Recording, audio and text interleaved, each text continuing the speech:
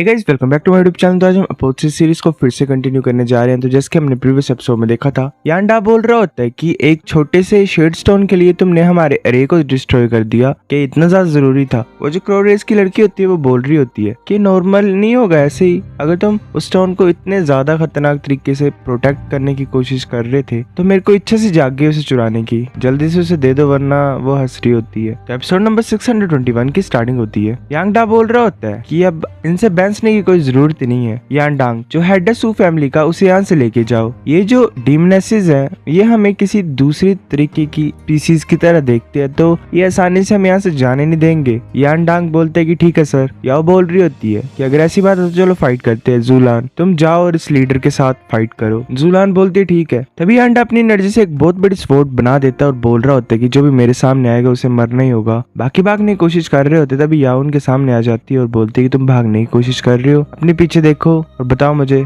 तुम भाग सकते हो। यांडांग बोल रहा होता है सभी सुप्रीम वन प्रोटेक्टर्स, जो सू फैमिली का हेड है उसे बचाओ अपनी पूरी स्ट्रेंथ लगा के। जो लुजेंग के साथ होता है सुप्रीम वन प्रोटेक्टर, वो बोल रहा होता है कि तुम सुप्रीम वन प्रोटेक्टर नहीं हो, तुम यहाँ पे मौत तक लड़ने की कोई जरूरत नहीं है। अगर तुम फाइट नहीं कर पा रहे हो तो तुम भाग सकते हैं यहाँ से। तभी सुकवान आगे की तरफ देखता सोच रहा होता है सही नहीं है, जो डिमनेस है वो मेरे फादर की तरफ जा रही है। वो सोच रहा होता है कि फादर हैंडल कर सकते डिमनेस को, पर यूजू नहीं बच पाएगी, वो जल्दी से मूव कर जाता है आगे क्रोज के सामने। वो सोच रहा होता है सही नहीं है, काफी से गोल्डन क्रोज वहाँ पे आ रहे होते हैं। तभी लुजेंगन के ऊपर अटैक कर देता है और उन सभी क्रोज को खत्म कर देता है। लुजेंग बोलते हैं मुझे पता तुम अपनी बहन के लिए चिंता कर रहे हो, पर वो तुम्हारे फादर की प्रोटेक्शन के अंडर है, अपना ध्यान पहले रखो। तभी हमें याओ दिखाई देती है, वो एक फायर का अटैक करती है और एक इंसान को जला रही होती है। सू फैमिली का हेड होता है वो सोच रहा होता है यांडा और यांडांग दोनों उलझे हुए हैं, अभी हम सिर्फ अपने अरे को एक्टिवेट करके ही बच पाएंगे। वैसे अपने अरेज को एक्टिवेट कर लेते हैं, जो डिफरेंट फैमिली मतलब मेंबर्स होते हैं वो अलग अलग जगह पे एक्टिवेट करते हैं और एक बड़ा सा अरे क्रिएट कर देते हैं। याओ बोल रही होती है तुम क्या सोच रहे हो छोटा सा अरे मुझे रोक पाएगा। वो अपने फायर का अटैक कर रही होती है, पर जो अरे होता है वो ब्लॉक कर लेता है आसानी से उस फायर के अटैक को। याओ बोल रही होती है तो अच्छा कुछ पावर है इसमें, पर ऐसा लग रहा है कि इस अरे के लिए 9 लोग चाहिए है ना, तुम सिर्फ 8 हो, तो ये एक तरीके से फ्लो है इसमें। सू फैमिली का हेड सोच रहा होता है कि एक वेपन रिफाइनर पहले मर गया था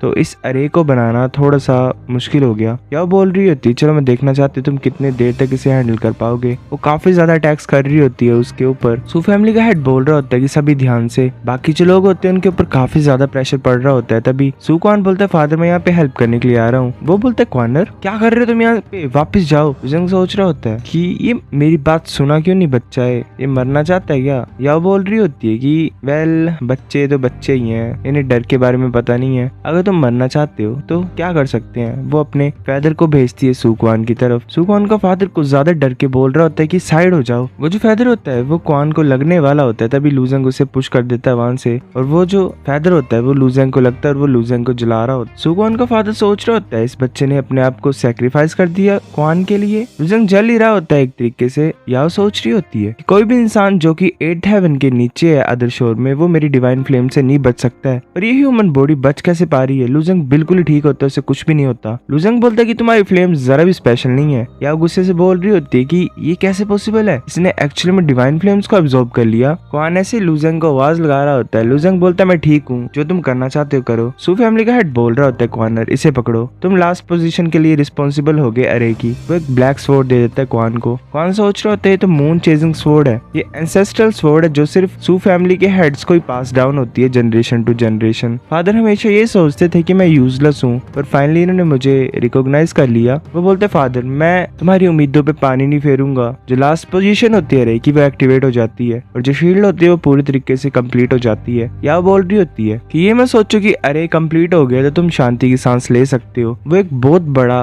एनर्जी का बना देती है जिसका नाम होता है ब्लेजिंग गोल्डन सन। लुजेंग सोच रहा होता है कि जो पावर इस गोल्डन ऑर्ब की ये तो 1000 डिवाइन मैगटन के इक्वल होगी। सू फैमिली का हेड बोल रहा होता है कि इतना बड़ा अटैक ये करने लगी हुई है, जल्दी से अपने अदर शोर टोकन्स को बाहर निकाल लो। सुक्वान अपने फ्रोजन स्नो पर्ल को बाहर निकाल लेता है, बाकी अपने टोकन्स को निकाल रहे होते हैं बाहर। या अटैक कर देती है। जो उसका अटैक होता है वो शील्ड से टकराता है, पर शील्ड बिल्कुल ठीक होती है, उसमें कुछ फर्क नहीं पड़ता है। या बोल रही होती है कि फर्क क्या पड़ता है, अगर तुम एक को झेल पा रहे हो तो इसका ये नहीं मतलब कि तुम इतने ज्यादा को झेल पाओगे। वो 3 और बना देती है और उस शील्ड की तरफ भेज रही होती है। जो शील्ड होती है वो ऑलमोस्ट टूटने वाली होती है। लुजेंग सोच रहा होता है कि जो स्ट्रेंथ है डीमोनेस का वो काफी खतरनाक है। अरे थोड़े टाइम के लिए बचा तो पा रही है पर ये भी टाइम के साथ टूट ही जाएगी। लुजेंग बोलता है क्या अरे को कंट्रोल करना इतना ज्यादा मुश्किल है? क्वान बोल रहा होता है नहीं, बात यही कि जो मेरा टोकन है अदरशोर का वो इतना स्ट्रॉन्ग नहीं है, ये एनर्जी प्रोवाइड नहीं कर पा रहा है रे को। लुजेंग बोलता है कि तुम ब्रेक लो, मैं ट्राई करता हूँ। क्वान बोलते ठीक है। क्वान बोलते कि फ्लैग मास्टर मेरी स्वॉर्ड को यूज करो। लुजेंग बोलते नहीं मेरे पास मेरी है। लुजेंग सोच रहा होता है कि अभी के लिए मैं सोरिंग स्नेक स्वॉर्ड की इमिटेशन को यूज करता हूँ कॉपी को, अगर वो काम नहीं आएगी तो मुझे असली वाली यूज करनी पड़ेगी। तभी एक एक्सप्लोजन होती है। लुजेंग बोलते कि वहाँ पे क्या हो रहा है? तभी एक डीमोनेस हमें दिखाई देती है जिसने यान डांग को मार दिया होता है। सू फैमिली का हेड काफी ज्यादा टेंशन में होता है। वो जो डीमोनेस होती है वो बोलती है कि मैंने इस सुप्रीम वन प्रोटेक्टर को खत्म कर दिया है, अब मैं तुम्हारी हेल्प कर सकती हूँ सिस्टर। ये अरे ज्यादा टाइम तक टिक नहीं पाएगा। लुजेंग सोच रहा होता है कि सुप्रीम वन प्रोटेक्टर मर चुका है, फॉर्मेशन एक डीमोनेस को नहीं झेल पा रही है तो दो को कैसे झेल पाएगी?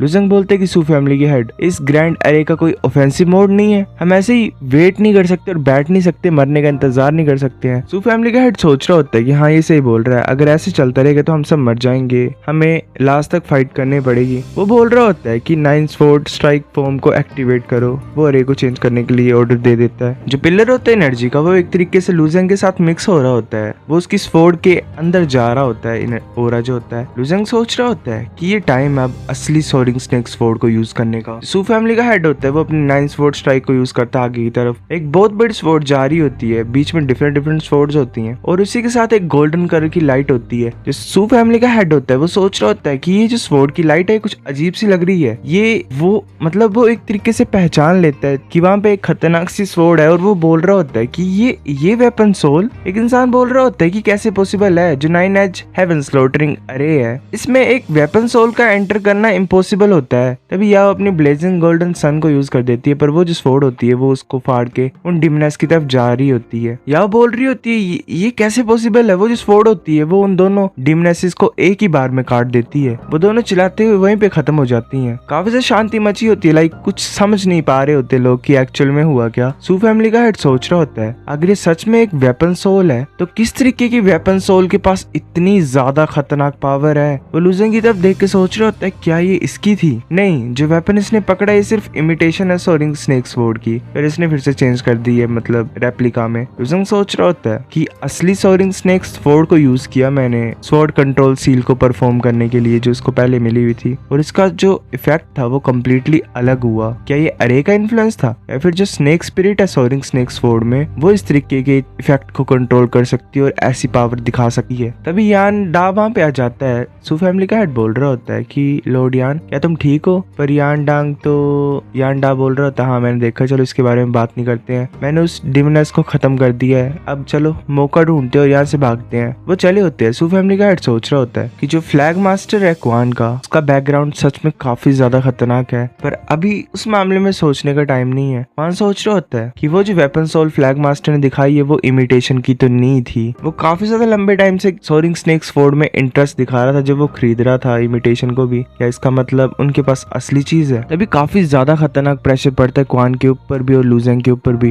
लुजेंग बोलता है ये तो वही है, ये वही लड़की है जो कि ब्लू क्लाउड सिटी में आई थी और जिसने हमारे अरे को डिस्ट्रॉय कर दिया था, ये मिस्ट्रेस है गोल्डन क्रो सेक्रेट नेस्ट की। सू फैमिली का हेड बोल रहा होता है फीनिक्स लेडी। वो लड़की बोल रही होती है कि जो शेड स्टोन है उसे दे दो। सू फैमिली का हेड सोच रहा होता है कि इसने स्वॉर्ड अरे को ऐसे डिस्ट्रॉय कर दिया था अपनी प्रोजेक्शन को यूज करके ही, तब तो एक्चुअल बॉडी थी भी नहीं, अब एक्चुअल बॉडी है तो इसकी पावर कुछ ज्यादा खतरनाक होगी, हमें भागना पड़ेगा। सू फैमिली का हेड बोल रहा होता है कि जो शेड स्टोन है उसे ऑलरेडी हमने मेल्ट कर लिया और इस प्योर बोतल में स्टोर करके रखा हुआ है। फीनिक्स लेडी बोल रही होती है कि अच्छा है, वो उस बोतल को ले रही होती है। सू फैमिली का हेड बोलता है कि जो बोतल है वो खाली है, सभी भागो अपनी जिंदगी के लिए। लुजेंग सोच रहे होते हैं तो ट्रू एसेंस की वॉइस ट्रांसमिशन है वो सभी डिफरेंट लोकेशंस में भाग रहे होते हैं। फीनिक्स लेडी जैसे उसे पकड़ने की कोशिश करती है बोतल को, वो गायब हो जाती है। वो गुस्से से बोल रही होती है कि तुम मेरे साथ खेल रहे हो, अब तुम्हें कोई नहीं बचा सकता यहाँ पे। फीनिक्स लेडी जल्दी से भाग रही होती है। सू फैमिली का हेड सोच रहा होता है तो गुस्सा फास्ट है, इस स्पीड में तो मेरे को 3 सेकंड में पकड़ लेगी। वो सू फैमिली को हेड को पकड़ लेती है। सू फैमिली का हेड बोतल को सेकंड ब्रदर के पास पकड़ा देता है, पर वो जो डिमनेस होती है वो